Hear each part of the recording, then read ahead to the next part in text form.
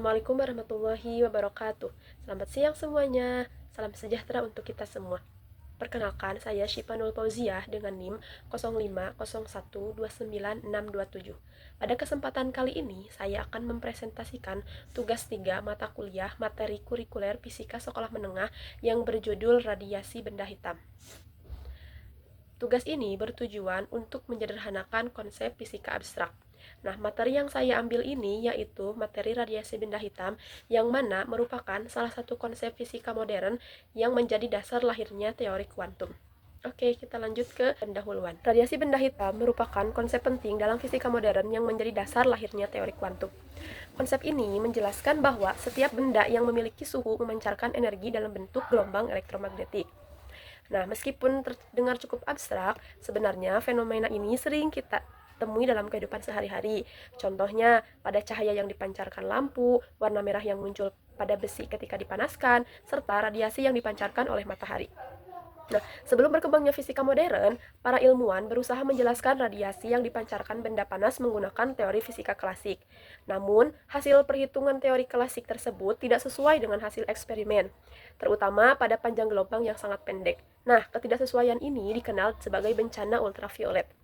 Kemudian, permasalahan tersebut akhirnya berhasil dijelaskan oleh seorang ilmuwan yang bernama Max Planck pada tahun 1900 melalui gagasannya, yaitu bahwa energi dipancarkan dalam paket-paket kecil yang disebut kuanta energi. Nah, gagasan inilah yang kemudian menjadi dasar perkembangan mekanika kuantum. Selain penting dalam pengembangan ilmu fisika, pemahaman materi radiasi benda hitam ini juga memiliki banyak manfaat dalam teknologi modern, misalnya pada sensor inframerah, kamera termal, panel surya, dan termometer inframerah yang dapat mengukur suhu tanpa kontak langsung. Nah, oleh karena itu, pada pembahasan kali ini, saya akan berusaha menyampaikan konsep dasar dari radiasi benda hitam, prinsip-prinsip yang mendasarinya, contoh konseptualnya, serta miskonsepsi yang sering terjadi atau sering dipahami oleh siswa. Uraian konsep inti. Yang pertama, kita akan bahas terlebih dahulu pengertian radiasi benda hitam. Nah, sebenarnya apa sih radiasi benda hitam itu? Radiasi benda hitam adalah radiasi elektromagnetik yang dipancarkan oleh suatu benda akibat energi panas yang dimilikinya. Nah, sebelumnya nih, saya tanya dulu. Menurut teman-teman, apakah benda yang menyala atau sangat panas yang memancarkan radiasi? Nah, sebenarnya tidak.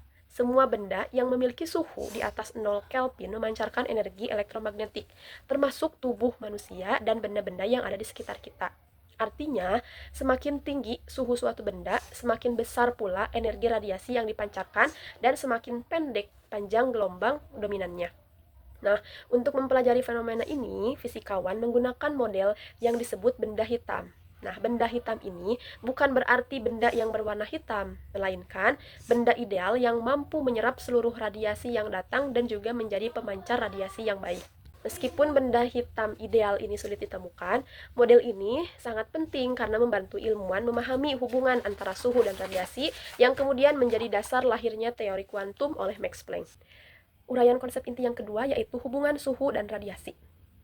Pada slide sebelumnya, kita sudah mengetahui bahwa setiap benda yang memiliki suhu akan memancarkan radiasi elektromagnetik. Nah, pertanyaannya, apakah semua benda memancarkan radiasi yang sama?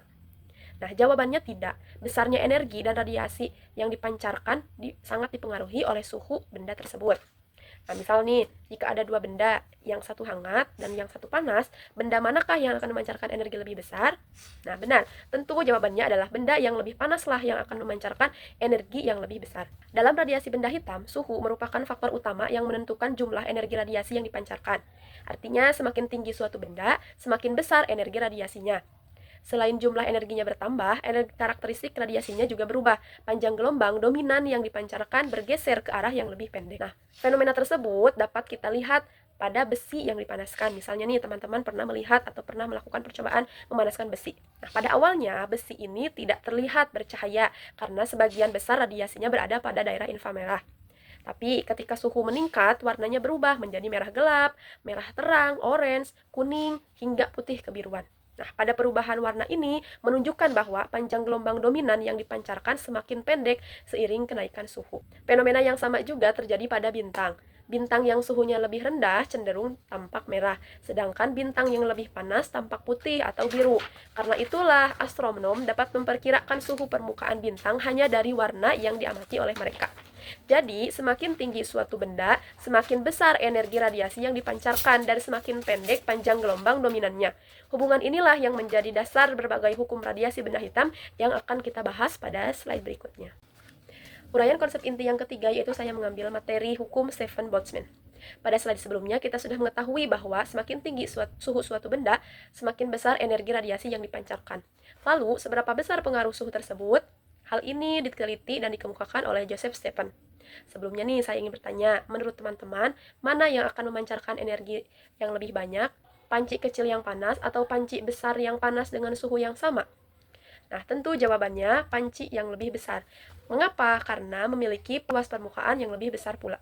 Nah, dari hasil eksperimennya, Stephen mengemukakan bahwa daya radiasi suatu benda dipengaruhi oleh 3 faktor, yang mana ketiga faktor tersebut digabungkan sehingga terbentuklah suatu hubungan yang disebut dengan hukum Stephen-Boltzmann. Apa saja ketiga faktor tersebut? Faktor yang pertama yaitu luas permukaan atau dilambangkan dengan huruf A. Artinya, semakin besar luas permukaan benda, semakin besar energi yang dapat dipancarkan. Hubungan ini dapat dituliskan dengan P proporsional atau berbanding lurus dengan A. Artinya, semakin besar luas permukaan suatu benda, semakin banyak energi yang dapat dipancarkan. Misalnya, dua buah benda memiliki suhu yang sama, tetapi salah satunya memiliki ukuran yang lebih besar, maka benda yang lebih besar yang akan memancarkan energi radiasi lebih banyak. Faktor kedua yaitu emisivitas, dituliskan dengan P proporsional atau berbanding lurus dengan emisivitas. Hubungan yang kedua ini menunjukkan bahwa daya radiasi berbanding lurus dengan emisivitas benda. Emisivitas ini menunjukkan kemampuan suatu benda dalam memancarkan radiasi. Semakin besar nilai emisivitasnya, maka semakin baik benda tersebut memancarkan energi radiasi. Nah, faktor yang terakhir yaitu suhu mutlak, dituliskan dengan P berbanding lurus dengan suhu pangkat 4. Nah, hubungan yang ketiga ini merupakan hasil penting dari percobaan Stephen, yang mana daya radiasi berbanding lurus dengan pangkat 4 suhu mutlak benda. Artinya, kenaikan suhu sedikit dapat menyebabkan peningkatan energi radiasi yang sangat besar karena suhu berpangkat 4.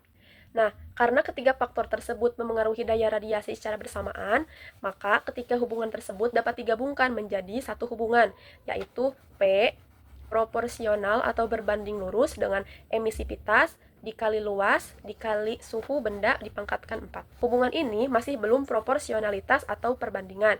Agar menjadi persamaan yang lengkap, ditambahkan konstanta Stephen-Boltzmann sehingga diperoleh persamaan akhir, yaitu P sama dengan emisivitas dikali sigma dikali A atau luas permukaan dikali suhu suatu benda dipangkatkan 4. Di mana P adalah daya radiasi kalor satuannya watt, E yaitu emisivitas benda, sigma yaitu konstanta Stephen-Boltzmann yaitu nilainya 5,67 kali 10 pangkat min 8 watt per meter persegi Kelvin pangkat 4, A yaitu luas permukaan benda satuannya meter persegi, dan T sama dengan suhu benda satuannya Kelvin.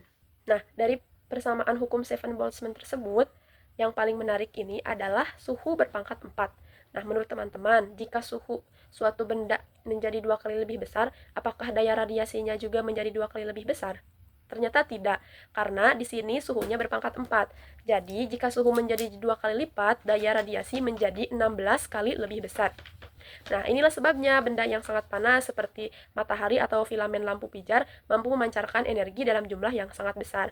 Misalnya nih, suhu suatu benda naik dari 300 Kelvin menjadi 600 Kelvin atau 2 kali lipat.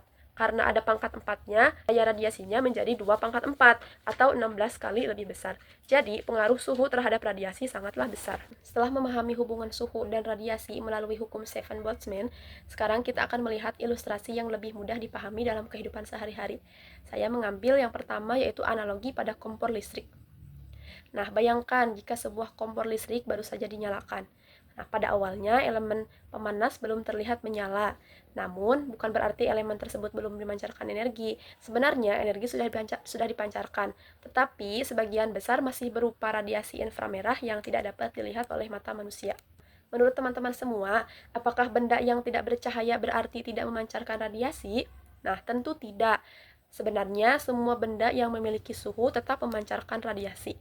Nah, pada kompor listrik ini, ketika suhu elemen pemanas terus meningkat, kita dapat mulai melihat perubahan yang terjadi. Awalnya, elemen terlihat berwarna merah, kemudian berubah menjadi warna terang, jingga, dan akhirnya putih terang. Nah, perubahan warna ini menunjukkan bahwa suhu semakin tinggi. Selain energi yang dipancarkan semakin besar, panjang gelombang dominan radiasinya juga bergeser menjadi lebih pendek. Nah, menurut teman-teman semua, warna mana yang menunjukkan suhu lebih tinggi, merah atau putih? Nah, jawabannya adalah putih. Dan dalam radiasi benda hitam, warna putih menunjukkan suhu yang lebih tinggi dibandingkan warna merah.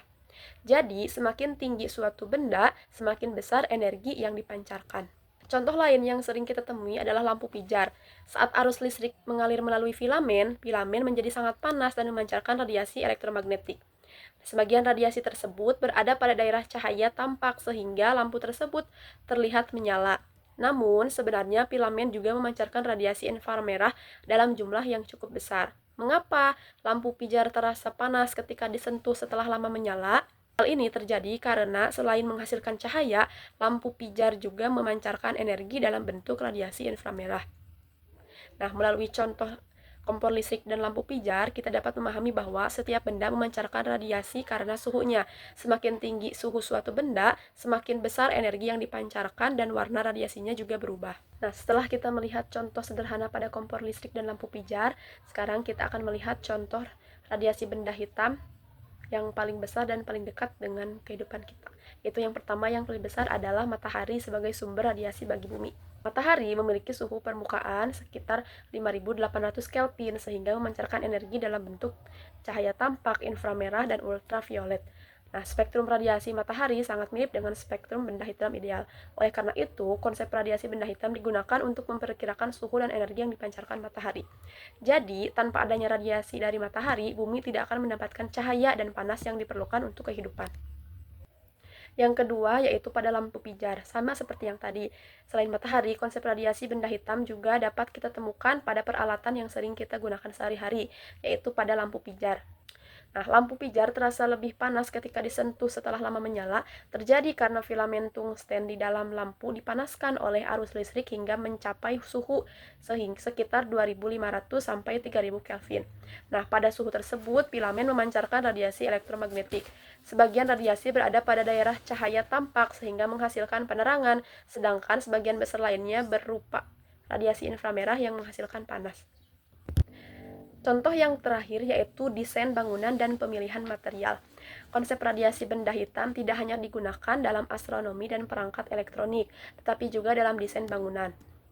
Nah, misalnya mengapa banyak rumah di daerah tropis menggunakan atap atau cat berwarna terang? Hal ini karena warna terang memantulkan lebih banyak radiasi matahari dibandingkan warna gelap. Sebaliknya, permukaan berwarna gelap cenderung menyerap lebih banyak radiasi sehingga suhu bangunan menjadi lebih tinggi. Setelah memahami konsep radiasi benda hitam, ada beberapa miskonsepsi atau pemahaman yang sering keliru di kalangan siswa. Pertama, siswa sering menganggap bahwa benda hitam selalu berwarna hitam. Padahal istilah benda hitam dalam fisika tidak berkaitan dengan warna, melainkan kemampuan benda untuk menyerap radiasi secara sempurna. Miskonsepsi yang kedua adalah menganggap bahwa benda yang sangat panas yang memancarkan radiasi. Padahal sebenarnya, semua benda yang suhunya di atas 0 Kelvin memancarkan radiasi.